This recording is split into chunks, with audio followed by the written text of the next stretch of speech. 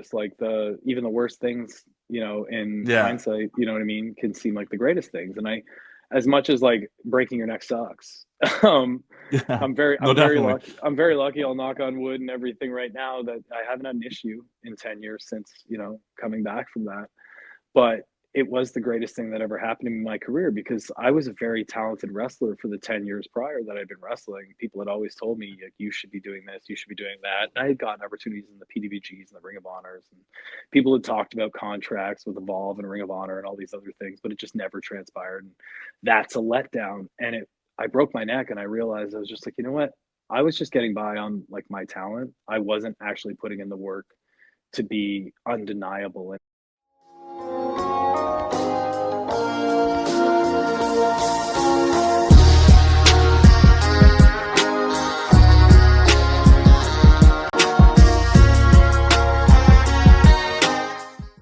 And we are back for another casual conversation with the classic. I am here with none other than the walking weapon himself, new AEW superstar. I see the hat. Josh Swag. Alexander. Yeah, I man. see the swag. How's it going? How are you today? It's going good, man. Happy to be here. This is I'm glad you're here. It's a long overdue. Met you a couple of times, or one time specifically here in Vancouver. I think you were working at NEW show a while back. That was the first time we met. It's great to have you on the show. But talking about Canadian wrestling, I want to jump into things first. This May 10th, Saturday, we got Northern Rising for MLP, Maple Leaf Pro Wrestling. I have to ask you, what does it mean to you to be a part of Maple Leaf Pro Wrestling, growing up a Canadian kid, growing up in that area where it aired, being in the Maple Leaf Gardens? What does it mean to you? Well, full transparency, I got to start with I never like grew up watching Maple Leaf Yeah. Wrestling. Totally not my age demographic. Ended far Yeah. before, But Same here. yeah, when I started wrestling in 2005, so 20 years ago, you meet like I met Dewey Robertson and I met like all these like old Canadian wrestlers that would still come around Yeah. wrestling schools and stuff, and they'd be like, "Yeah, I used to wrestle, WWF and all this stuff," and you hear about Maple Leaf Wrestling, and then YouTube is a great tool for all of us, and slowly but surely you started to be able to find this content of being like, damn, Roddy Piper wrestled in Maple Leaf Gardens and like all the names and names and names that have wrestled in that building for Maple Leaf Wrestling.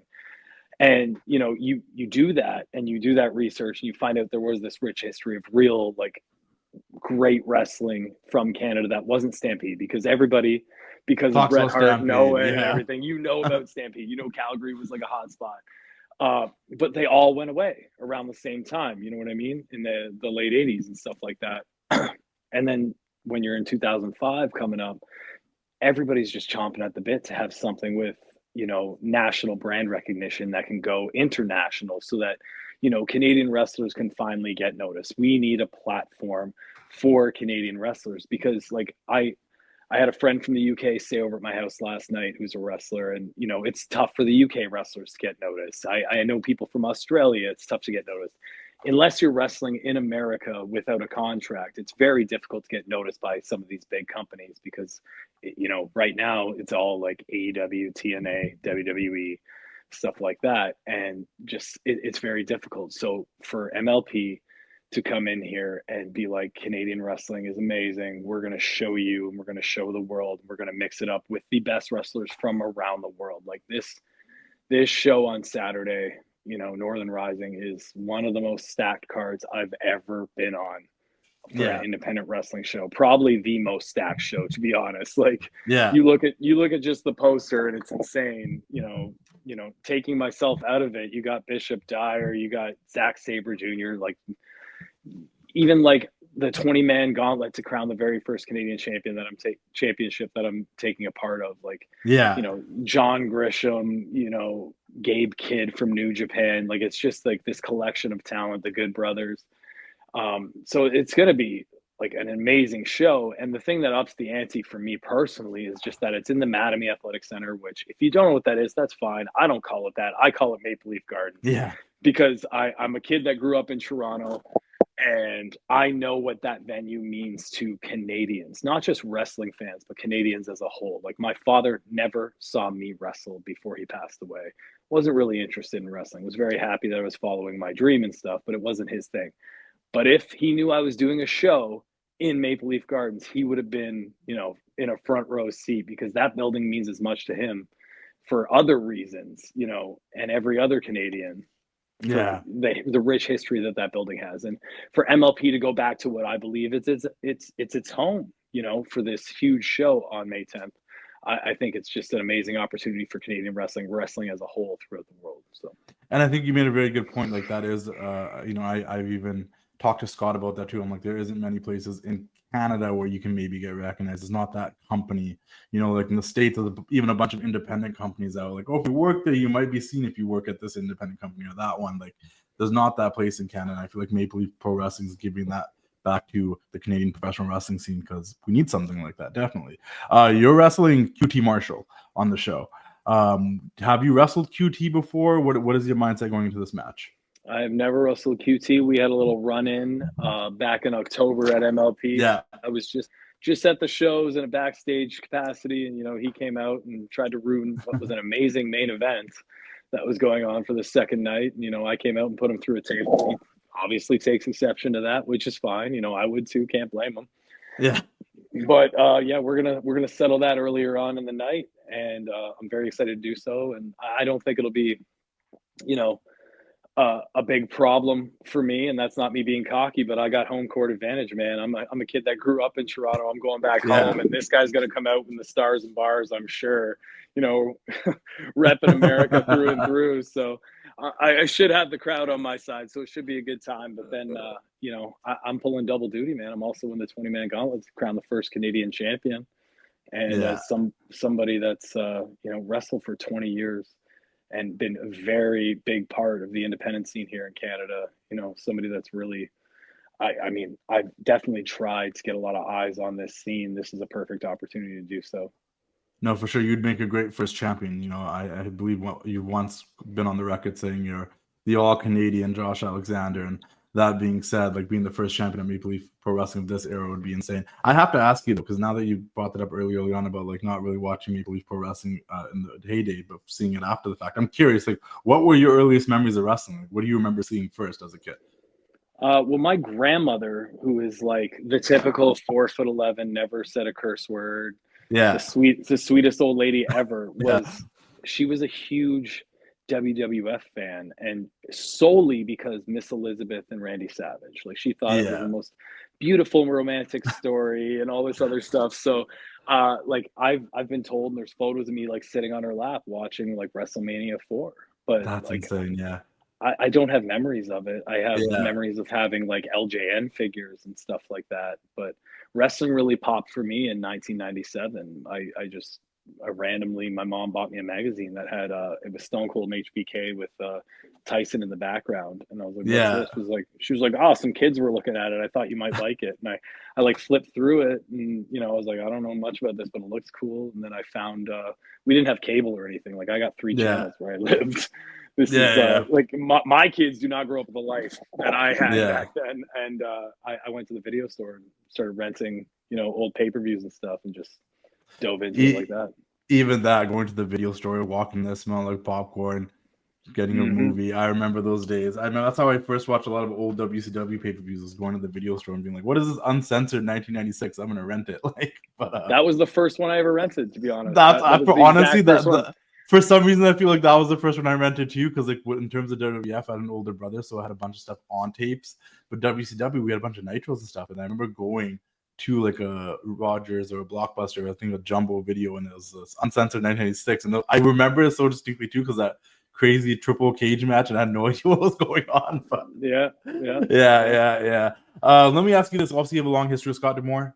How is it for you to work with him again? You worked with him a ton in TNA and other places as well. Is it important for you to help him out with this project? What's the significance of that? I mean, I'll always be loyal to Scott, because Scott's always done right by me. Like I'm a very loyal guy, first and foremost. And Scott's fair. And Scott was somebody that saw something in me and gave me an opportunity when a lot of other people didn't. He was the one that signed me to my first contract, so that I can be in this position now where I support my family doing what I love and stuff. And like, that's never something I'm going to forget. And I think we have a similar passion for wrestling. Like, Scott loves this, and it bleeds through him. Like, he wouldn't, like, wrestling is one thing. It takes a lot out of you. It's difficult. You know, you put your body on the line. Running shows and promoting shows at the level that Scott promotes shows, that is a completely different animal. And it's a Yeah. gamble at the same time, man. You're putting up your money, you're doing all this stuff, and you're just hoping that it hits. And I think Scott really believes in this, and I really believe in it too. And I've even before I got signed, I was somebody that was trying to champion Canadian wrestling and try to get it noticed because I knew how difficult it was for anybody to break through. So it means a great deal to me to be a part of this. I'm very happy that I'm in a position where I can be, and I'm very happy to do so. And just to work with Scott on it is just a bonus for me. Now that you're in a different position as well, being in the industry for as long as you've been now, how does it feel like being a veteran that, you know, you see some of these wrestlers coming up on the scene in Canada?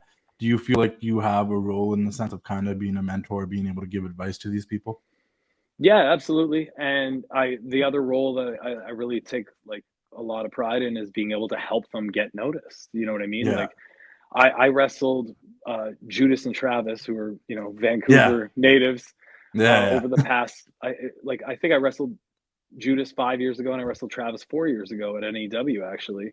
And you know, I knew how talented they were, and I was just like, how can I help these guys get noticed and get through so that they can, you know, because they are that talented. It's just a matter of time. And the unfortunate part with being Canadian is I've known a lot of amazing wrestlers that probably could have been on TV, should have been on TV, but just never got noticed and never got that Yeah. opportunity. So if I can use any of my like star power or fanfare or whatever I have, you know, to like kind of push things in the right direction, like just like for somebody like me, like I went to TNA, I was just like, the machine guns are leaving. You guys need a tag team. I'm like, these two kids, Sinner and Saint, they're the most creative tag team on the indies right now. They're amazing. And I don't think anybody knows who they are on a like national scale because they're Canadian and they took Yeah. one look at them and signed them. Right. Like Yeah. just little stuff like that where I can kind of like get their foot in the door for them. Like I let them do the work. You know what I mean? I'm not going to say I had anything to do with how talented they are. No, no, You yeah, know, I might have offered them some advice along the yeah. way, but you know, But they did it all you on their saw own. their talent and you gave them a helping hand and opened a door for them that you could. Yeah, because like for me coming up, man, like I was told I was talented and awesome all the time, but nobody ever really went to bat for me. So, Yeah. you know, if I can make it a little easier for some Canadians and you know even people that aren't Canadian along the way, I'll do so. No, no, for sure. And they're honestly individually they're great, but as a team, I don't know what they found, but it's impressive. They like they mesh together very, very well. Let's talk about Impact really quickly a little bit. What's your proudest moment from your Impact one? For you, like what's the moment for you that you're the most proud of? Probably the match with Moose where my Okay. son walked down to the ring with me on my Yeah, entrance, yeah, yeah. and I finally defeated the big bad, and you know, and then obviously that went into the longest reigning run as world champion and stuff. So like that was the proudest moment of my career in TNA, like a memory I'll hold. Like there'll be a picture on my wall of that entrance forever. Yeah. Well, you had the record title win, but then you also got injured. Yeah. So it didn't get to end the way you wanted it to be. What was your mindset at that point? Like what on a mental health level, like how did you deal with that? I mean, it's devastating. Yeah. It's still something that's going to eat away at me to this day because I never got back to that point, right? And Yeah. there's a lot of stuff that goes into that has nothing to do with what's right for business and you know talent and all these other things. But it's just disappointing. You know, I really wanted, like, I felt on my rise there was people that helped me and like you know did the job for me and like you know really helped cement my place there in the history books. And then I saw me after that year-long run being established and all this stuff. I'm like, I get to do this for somebody else. I can't wait to do this for somebody else. And then you know I tear my tricep off the bone and I got to relinquish the title, and I just never got to do that. And you know, me wrestling Steve Macklin in my like second last big match, and then Santana in my final big match. Those were opportunities to try to do that as much as I could, and I tried to do my best. Yeah, I was gonna say I feel like before you did leave, you did kind of try to get some guys, give them that rub whereas you the way you could before you left at TNA. I felt like I almost couldn't call it TNA, but it is TNA again. But yeah, and I think you actually still did that, even with whether you were the champion or not. I felt like you did. Let me ask you this: what do you think is the legacy of the North? Because you guys had a hell of a run. It was a great tag team. You guys boosted you guys both up as single stars. You're both doing your own thing now, but just as a team, like, what do you feel like the legacy is of the North? I mean, we were an awesome tag team. I think if you Yeah. stack us up side by side with Beer Money or any of those tag teams, and you like have a very like decent perspective of looking at it, we stack up side by side with any of the greatest tag teams in TNA history. But our run was short. We are the longest reigning tag team champions in company history until anybody eclipses that. So we will be in the history books. I just think I think fans and myself, you know, I'm guilty of this. I'm a fan of nostalgia. When I think of TNA wrestling and the tag team division, I'm like, you know, America's Most Wanted, Beer Money, Yeah. like those are the teams, like AJ and Christopher Daniels. Those are the teams to me because when I was a fan, when I was coming up, when I was watching and digesting it, those were the teams that I loved so much. So I don't even put myself in the same category.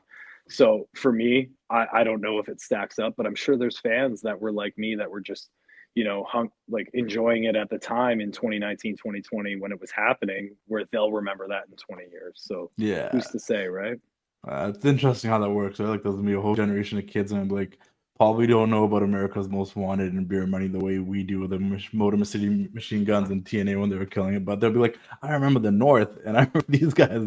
They're gonna be nostalgic to that, and that's pretty cool to think about. Hey yo, it's your boy, the Wrestling Classic Justin here, and I'm here to tell you guys about one of wrestling's best kept secrets for merchandise, officially licensed WWE and NXT merchandise. 500level.com. Check them out. 500level.com. Get officially licensed merchandise for the WWE, NXT, UFC, MLB, NBA, NHL. They got it all. If you join the Partnership Point program as a loyal customer, you will get discounts down the road. You can find merchandise for some of your favorite NXT stars that you can't find anywhere else. Javon Evans, Kalani Jordan, Carmen Petrovic, Lola Vice, Trick Williams. They got merchandise for everybody on NXT. You got OG shirts like this NWO shirt. You got big stars like the Queen Charlotte Flair. You get new designs like this new design for Lita. You get designs I helped out with, like this design for Dakota Kai, which I was a part of creating when Dakota didn't have those many shirts going on. You can get, like I said, NXT superstars like Carmen Petrovic and many others. You can get OGs like the none other than the Hot Rod, Roddy Piper. You can get CM Punk, Jey Uso, Seth Rollins, Roman Reigns, anybody you want. Sami Zayn's 500level.com. Check them out. You can even get the bad guy, Razor Ramon. You get your OG, like I said, logo shirts, NWO, WWF, Survivor Series, Raw's War. 500level.com. Check them out. Join the partnership program. Some of the best quality shirts, premium quality, regular quality. Some of the best product you will find out there. Officially licensed WWE, NXT merchandise, and OG Legend stuff. 500level.com. Check them out. Keep doing the thing. We'll see you all later. Ooh, yeah. Let me ask you this, and what made you make the decision to jump to AEW? Like, what was, but with all the options, because there's a ton of options out there, why was AEW the choice? I mean, I had the meeting with TNA a year before when they picked up my option, and they were like, "We really want to keep you." I'm like, "Okay, guys, like I'm going to I would be doing myself and my family a disservice by not seeing what else is out there, you know, from a financial perspective, from an opportunity perspective. So you guys come to the table with an offer, and I'll definitely like I love this place. I love the locker room, you know." And like for a part of me, I was just like, I don't want to leave. It's just, it doesn't make sense to stay if it's not even in the same ballpark. And they never made me an offer ever. They just took that and were just like, oh, he's leaving. And I was like, okay, even though we had conversations several times where I was just like, just make me an offer, guys. And they just never did. So obviously I went and talked to two other companies and I had to make my decision there. And I chose AEW because it was just the right fit for me, right fit for my family, and very happy to be there. And a little full disclosure, like before I signed with TNA, I had heard murmurs of this new company starting up. It didn't have a name at the time. I didn't know All Elite Wrestling was the name or anything. It hadn't even been announced. And I had worked with the Bucks, so I reached out to one of them and I was just like, "Hey, is this thing a real thing?" And they were like, "Yeah." And I was just like, "Well, would there be any interest? Would there be any interest in me? Because I'd love to be a part of something like this." And they said, "Not right now." And that's when TNA came along, and I went there, and I was very, very lucky to have the opportunity to go to TNA. And you know, everything being older and a little wiser, I really have come to understand that everything kind of does happen for a reason. And, you know, you just got to follow the path that you're on. It's a downward stream, right? It might get rocky at times, but everything kind of works out in the end. So there's a silver lining to everything. I'm always like, even like some of the worst things that happen, you can probably look back and be like, well, if I didn't go through that, maybe I wouldn't be here, or I wouldn't be the person I am today because I needed that, or I needed to be there at that time. And just works the way it's supposed to work out sometimes. What are some like dream matches that you have for TNA AEW right now? Like, what are some people you'd love to work with? You've been in the locker room now. You've seen a bunch of people. There's a lot of people. So if you leave anybody out, it's not your fault. There's a lot of people. There's like, so many people. Yeah, there's so many matches. Right. So like, who are like maybe like 3 people that you would like to work with? Like, you've already got to work with Hangman. You came in as a wild card. That was a banger. We know you're a tremendous wrestler. So like, there's a lot of tremendous wrestlers there. There's a lot you can mix and match with too. So I'm intrigued. Like, who are just like 3 people that you'd love to kind of mix it up with? I'll give you more than 3 because I feel like I'll, you know what I mean. I could give you like 40 right now. Yeah, no, for sure. But like Jericho and Edge are up there just for the Canadian roots. Omega as well. Like those 3 are like people I've never wrestled, have like they're Canadian wrestlers through and through. I'm a Canadian as well, and I champion this country like every time I can. So to be able to wrestle them would be a dream come true. And then there's like people like Swerve Strickland, who I'm just like, this guy is amazing in ring talent, but he's one of the better storytellers I've seen in a very long time. I would love to do something with Swerve Strickland. And then, you know, I've wrestled Konosuke Takeshita, but and we're in a group together, but I know one day we can do amazing stuff. Same thing with a Kyle Fletcher, a Will Ospreay, like guys I've been in the ring with before, but I know that we can do even better things now and tell these stories. Like, I could run out of breath telling you the amount of people I want to work with there, and I will get the opportunity to at some point in time. It's just, you know, the first 3 though, like the Jericho, Edge, and Omega are like the top 3 in my mind. Were like, because like when I look at Edge and Jericho, I'm like, I don't know how much longer I have left to get this opportunity to do this, so I want to do this soon. And Omega has just been at the top of the list for, you know, over a decade. Yeah, even you saying names right now, I'm like, oh yeah, there's a lot of people. There's so many, and I'm leaving so much great talent right now. Yeah, no, there's no way you could. There's no way. There's all the young guys too that are coming up. There's just a lot of good talent there. Let me ask you this: and what was it like to reunite with Don Callis, join the Don Callis family? Obviously, I mean, reuniting because you guys worked in the same companies in the past, and obviously he's been around for your career to an extent as well. But to come to AEW and join the Don Callis family, what is it like to have Don Callis there? Well, before I started with the company, I was like waiting for my visa, and you know, I had no idea when I was going to start, what I was going to do. And I remember I had a conversation with Scott actually, and I was like, I kind of hope I get put with Don at the Don Callis family. I think that'd be a great way to start. And it's just kind of because when you come in on your own, like it's a little more difficult, especially in a place that has so many people like that. So getting put with someone like Don, somebody I respect and I think is immensely talented, and I can learn from as well as I'm coming in. You know, that means like that's going to make things so much easier for me along the way. And now, you know, being paired with Don, Konosuke, Kyle Fletcher, and the rest of the group, I think we're just in a really good position, you know, to be featured in matches along the way. And Don will help me navigate those waters with it, because like as much as is an on-air manager, he's somebody like I have a great deal of respect for. It. I've worked with in the past, so I know he's going to be able to help me do other things in the company behind the scenes. So. No, it was cool that you joined them right off the bat. I'm like, oh, okay. We got another little Canadian connection here. I got to ask you about this. Obviously, in 2015, you had to step away for a minute. You thought you were retired. You had a really bad neck injury. Coming back from that, and everything you've done since, like, when you think about the fact that you almost had to retire in 2015, looking back now, like, how do you think about that? Like, that's insane, like, considering where your career went after the fact. Well, we already talked about this, like even the worst things, you know, in hindsight, you know what I mean, can seem like the greatest things. And as much as like breaking your neck sucks, I'm very lucky. I'm very lucky. I'll knock on wood and everything right now that I haven't had an issue in 10 years since, you know, coming back from that. But it was the greatest thing that ever happened in my career, because I was a very talented wrestler for the 10 years prior that I'd been wrestling. People had always told me, like, you should be doing this, you should be doing that. And I had gotten opportunities in the PWGs and the Ring of Honors, and people had talked about contracts with Evolve and Ring of Honor and all these other things, but it just never transpired. And that's a letdown. And I broke my neck, and I realized I was just like, you know what? I was just getting by on like my talent. I wasn't actually putting in the work to be undeniable in every way I could, so that when they came to me and were like, "We're thinking about signing you," I wanted to take the thinking out of their mind. So when I came back, I was just like, I don't think I'm ever going to get signed anywhere at this point. It's probably over, but this makes me happy. I'm going to do it every weekend, and I'm going to bust my ass to be the best I can be, in case any opportunities come Yeah. up. And I just put in the work with, I hired a nutritionist. I always worked out, but then I really started focusing on the training aspect to like make my body presentable to a point where, like, if you put me on TV, yeah, I would look the part as well. I wouldn't just be an indie guy starting out that has to kind of go along the way to catch up, right? So breaking my neck was the best thing that ever happened to me. It just gave me a different perspective on life and career. Yeah.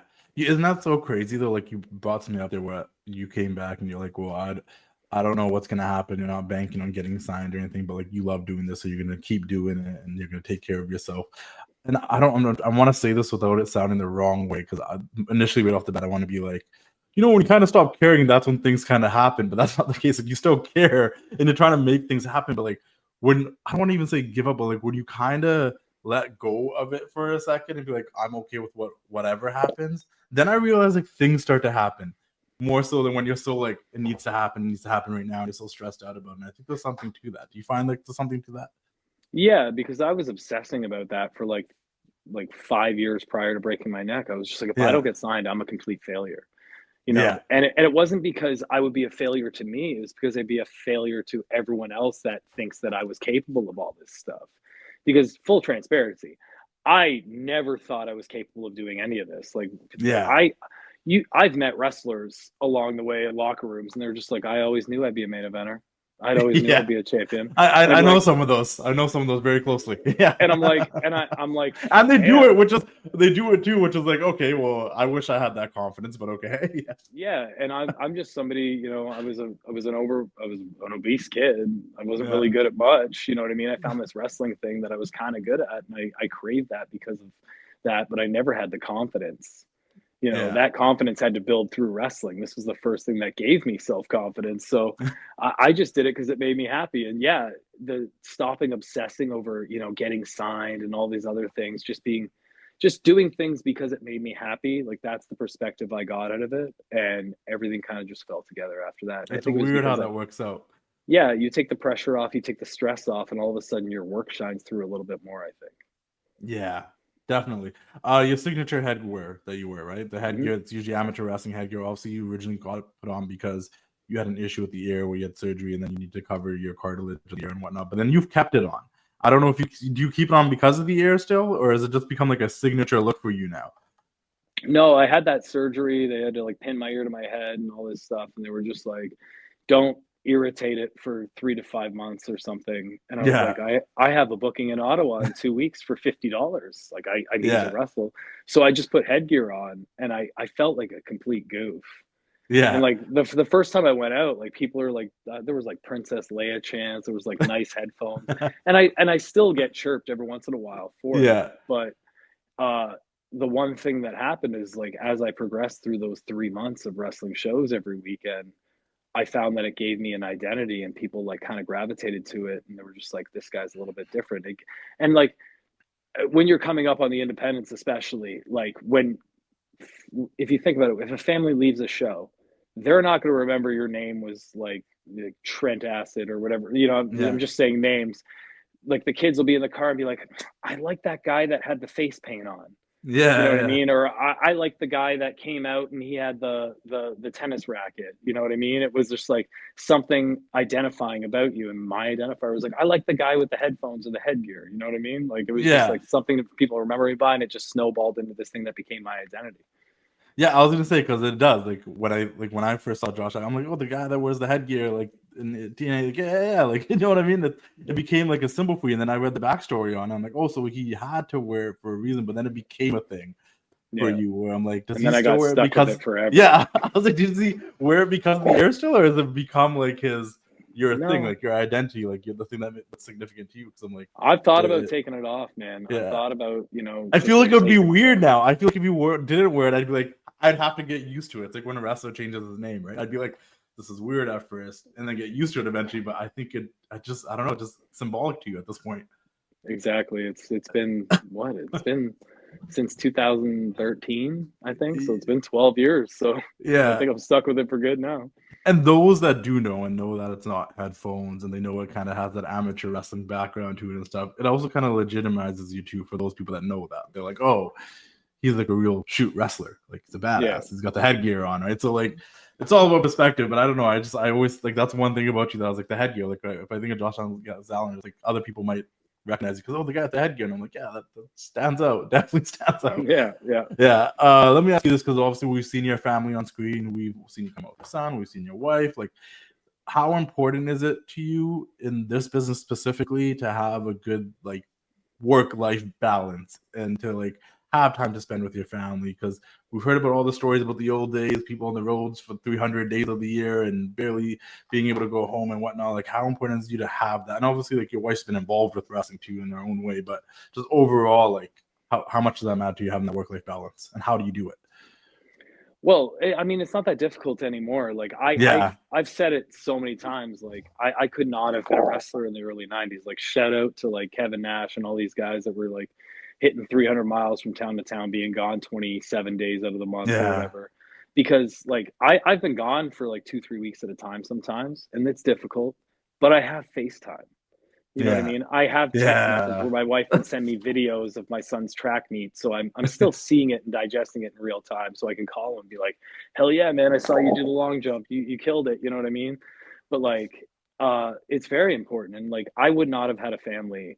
I definitely wouldn't have had kids or like been married and settled down unless I met someone like my wife who understands this business and the passion that goes hand in hand with it. Because I've had several relationships where like the woman I was with couldn't understand that I love something as much as her. Yeah. And you know what I mean? That like, which that is such a weird thing to say, but it's a true thing. Like they need to understand that. Yeah, this means something to me.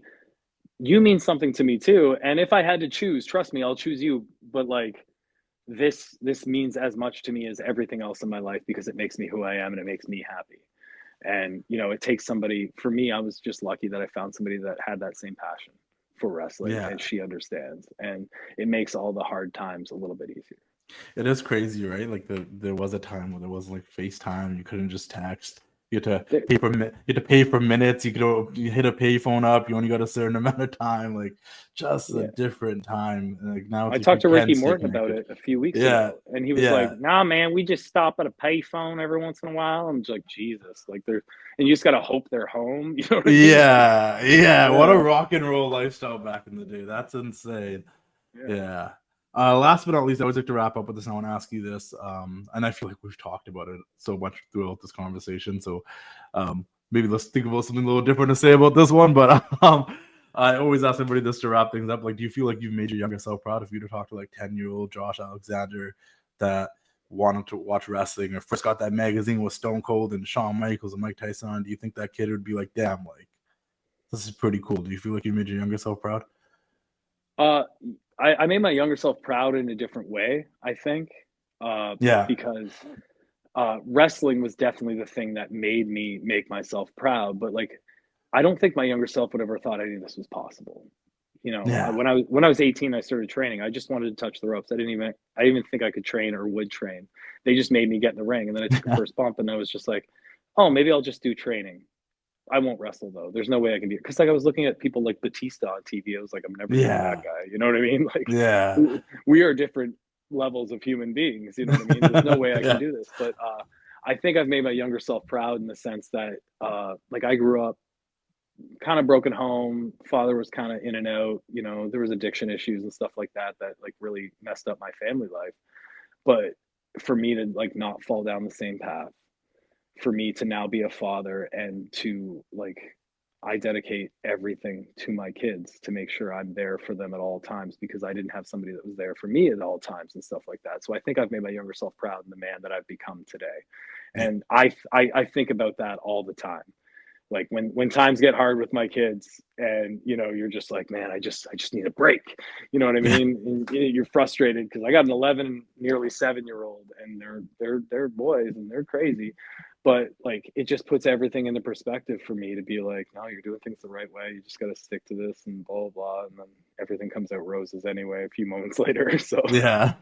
yeah. No, that's awesome. No, and it's true, right? Like I can kind of relate to that to an extent, and it's and like a second part, like I think I've shown my kids that, like, as long as you do what makes you happy and fulfills you, like that's the key to having like a life that you're going to enjoy, rather than, you know, take a job just because it pays well, or try to be like, try to be a vet because, you know, you're going to make $200,000 a year and just be miserable, but you're, you know, you can afford a house. Like, no, like you might struggle, but as long as you do what makes you happy, like that's the true freedom in life. So. No, 100%, I agree. I'm very curious, and we'll wrap this up really quickly though. Like, what does Josh Alexander like outside of wrestling? Like, what are some other things that you're interested in? I mean, I've really, like, because of wrestling, I've fallen in love with like fitness and stuff like that. Like, I'm obsessive with it. I love going to the gym. If I don't go to the gym every day, I'm miserable. So like, I wake up at 5 a.m. and go so I can come back before my kids wake up and spend a whole day with my family and stuff like that. But I love movies. I've always loved movies. I took film in university. Okay. You know what I mean? And like my nerd thing that nobody knows about me really outside of wrestling, because that was the obsessive thing, was I'm a big Star Wars fan. Like, I've always been a big Star Wars fan. So. Oh yeah, we just passed May the 4th. That's crazy. Look at that. Look at the timing of this. That's the thing. Well, like, so did you enjoy the new Star Wars movies, or was it more just like the old school ones? Because as a 90s kids, I liked those ones. Like, I was a Darth Maul, Qui-Gon Jinn, Jar Jar Binks era. Like, I'm okay with that. But I also like the older ones that came out in the 70s and whatnot. And then the newer ones, I'm like on the fence about. There's some good ones. There's some things I didn't understand. But Rogue One was great. But how about you?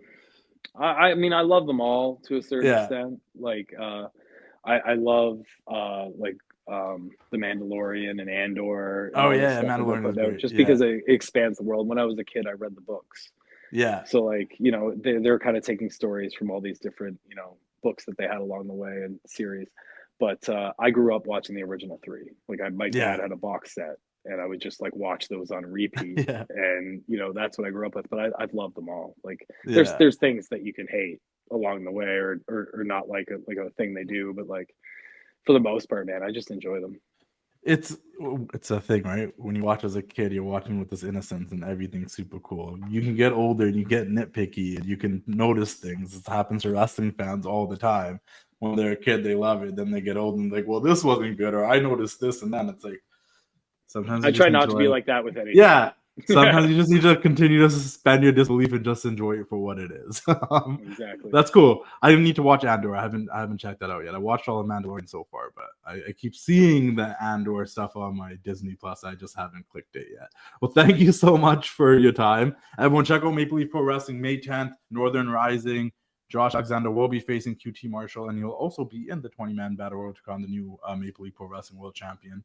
And also, guys, check out AEW. Tune into Dynamite, tune into Collision, tune into all the shows, and see where you can see what's up with Josh Alexander and the Callis family. They're always stirring the pot and mixing stuff up. So tune in, and I appreciate your time. I really do.